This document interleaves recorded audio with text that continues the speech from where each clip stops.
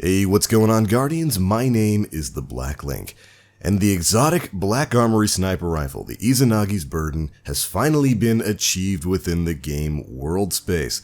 This comes as the reward for a very long, somewhat difficult and impractical exotic quest titled Lock and Key that has you traveling across the solar system completing challenges to open up the mysterious box we all received a while ago. And of course, over the course of this video, we're going to be showing you exactly how you can complete this step, giving you some tips to help make certain grindy steps a little bit easier, and then talking about the Izanagi's Burden itself. Let's go ahead and jump on into today's video guide.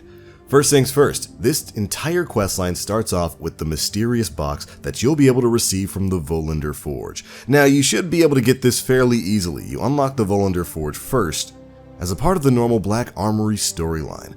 It'll be located on a small alcove near where you can start the forge itself. Follow the path that we're taking here, and when you get to the ledge in front of the forge, turn left, jump off the cliff, and on the small platform beneath you, there will be a box in the back which when opened will reward you with the mysterious box. Once you've gotten this, you're ready to start off this quest line. Now, the next step could be a bit grindy if you haven't already unlocked all of the other forges, since it will require completions of each. When you inspect the box, you'll notice that it has several locks on it, each in a different shape, representing a different forge. And you'll need to gather keys for each of these locks by completing certain challenges within the forges themselves. Generally, with each forge, Volander, Govanon, Izanami, in between rounds 1 and 2, 2 shield drones will spawn in 2 specific locations. Destroying those shield drones and then completing the forge will spawn an extra chest that you can loot for the keys that you'll need here. And very quickly, we'll show you exactly where those shield drones spawn in each of the 4 forges. They're actually pretty easy to spot and will take you no time at all to take down. So go ahead and take a look.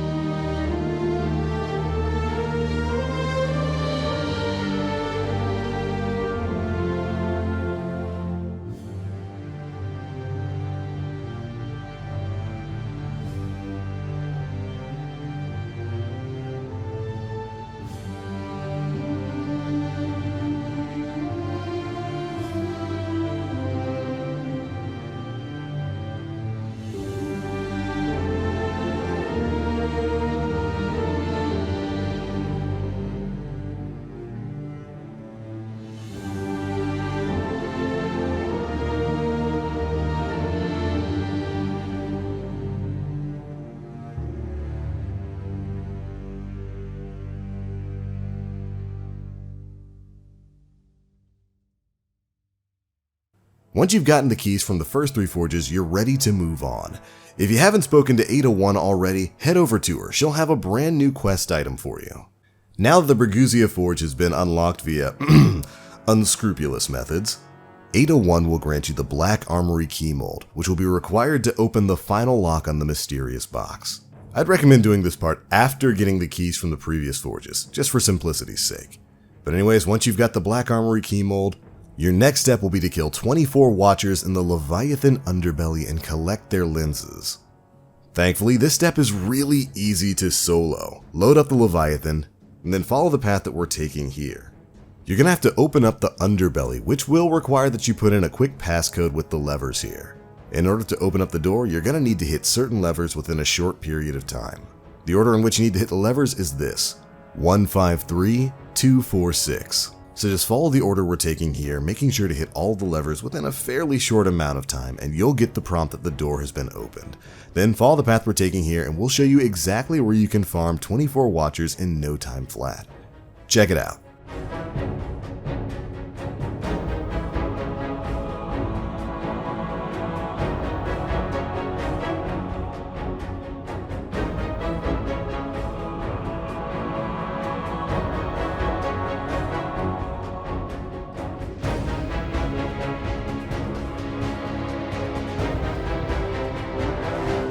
Once you've reached this point, you basically don't need to go any further into the Leviathan. These Watchers act as sentries, so when they spot you, they're going to ring out and then summon a bunch of adds. You can take down a few of them before they'll throw up a shield, then you'll need to take down all of the Cabal in the area before you'll be able to destroy the Watchers themselves. Thankfully, once you're finished with this, you can literally just walk outside the room, the door will shut, and then when you open it again, the Watchers will have respawned. So you can actually just farm the 4 watchers in this first room over and over again until you get the 24 that you need. Once that's done, you're ready to move on to the next step. Next, you're going to need to gather a total of 200 Glimmering Amethyst to complete this next quest step. You can get this kind of like Essence of Dawning. It'll be a completion reward for completing activities. Here's how much you can get for different things. You'll get 5 for a normal public event, 10 for a heroic public event, 1 for a public cache, those are the chests you can find out in the world space, 20 for a strike, and 20 for completing the Nightfall.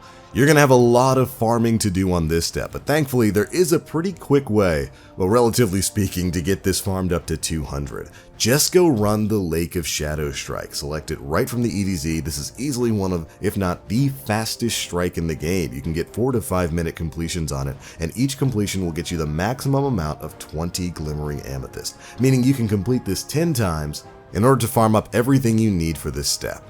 Any way you look at it, this one's going to be a drag, but I definitely found that Lake of Shadows was a fairly quick way to get it done. But once you've gathered up the 200 Glimmering Amethyst, congratulations, you're about halfway done with this quest. Your next step is going to be clearing the Berguzia Forge with maximum temper, which you will of course receive by shooting those shield drones we told you about earlier. So head back into the Berguzia Forge, and in between rounds 1 and 2, 2 shield drones will spawn in these areas. Make sure you keep an eye out for them and take them down. Then, simply complete the forge, and at the end, open up the loot chest that will spawn, and you will receive the fully completed Black Armory key. Insert that key into the mysterious box, and you will receive a mysterious decryption device as well as a mysterious datapad. More on that quest later.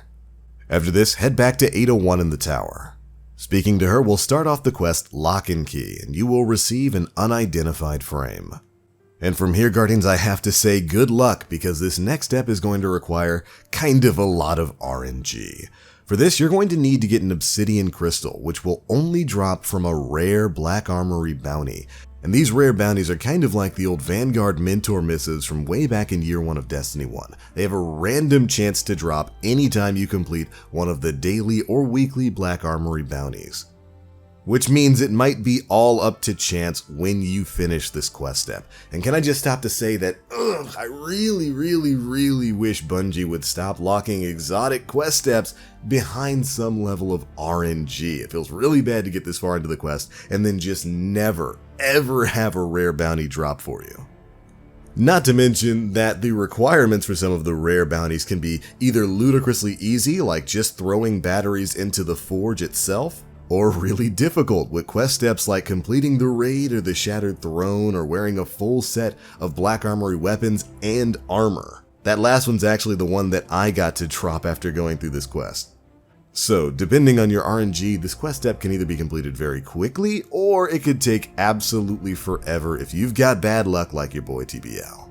There's no real tips I can give you for this part, you just have to be really lucky. So hopefully you Guardians get a rare bounty drop without too much trouble. Anyways, completing that rare bounty will give you an obsidian crystal. Once you've got that, consume it, and your next step will be to complete the dungeon, the Shattered Throne, and recover an Ascendant Glass Shard for the unidentified frame. This is another quest step you're going to want to get done really quickly, because of course the Shattered Throne isn't available every single week. It's available 1 week every 3 weeks. Meaning you Guardians are going to have to get a move on.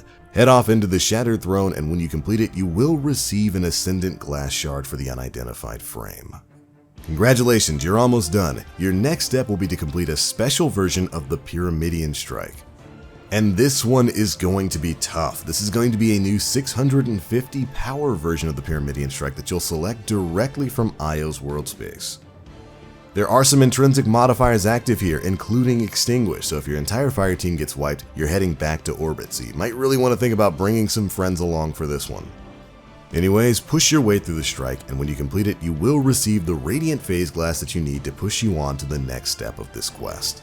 After this, you'll have a new quest available in the EDZ titled Lock and Key. It'll be located at the Berguzia Forge itself, and it'll have you taking on Civics, Lost to None.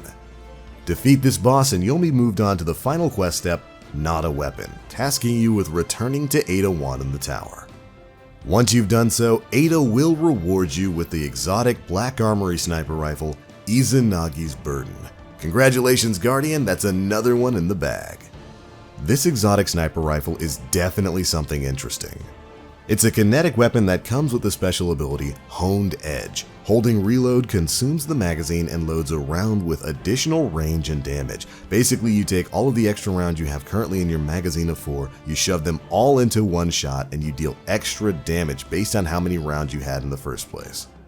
So it's an interesting buff that stacks based on how full your magazine was at the time when you held the reload button. But the damage you can put out per shot is actually pretty impressive, able to one-shot most enemies, including lots of world bosses out there that you'll be coming up against.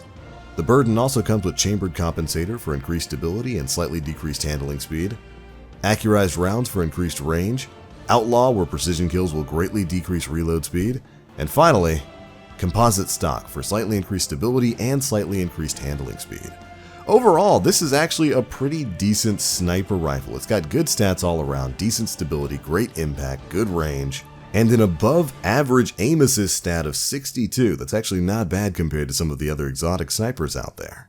So the Izanagi's burden definitely holds a unique position within Bungie as a pretty powerful primary weapon. Having the ability to get the honed edge buff with the bonus damage on a primary was definitely not something I was expecting. And it makes for a pretty powerful option against single targets in PvE, and also is surprisingly decent in PvP. The flinch on this thing really isn't too bad, and you can actually one-shot body shot Guardians when you have the full honed edge ×4 buff in PvP, which does require that you kill a Guardian or two to have them drop their special ammo first. But it can't be argued that there's definitely some utility there for one-shot body shotting people when you've got a full magazine with this.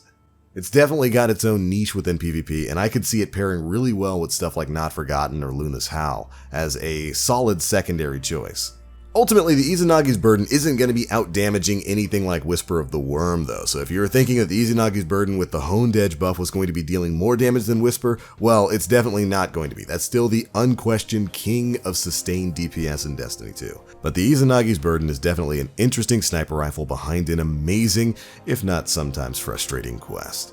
But there you go, Guardians, that's how you can get your hands on the exotic sniper rifle, the Izanagi's burden. Do you have it already? What are your thoughts on this sniper? How do you think it fits into the PvE and PvP meta? Be sure to let me know down in the comment section below. That's going to be it for this one, Guardians. Thank you all so much for watching. If you enjoyed, feel free to drop a like, make sure you subscribe, and hit that notification bell to stay up to date with all the latest stuff we're putting out. But I'm out for now. As always, I am the Black Link. You Guardians, stay frosty.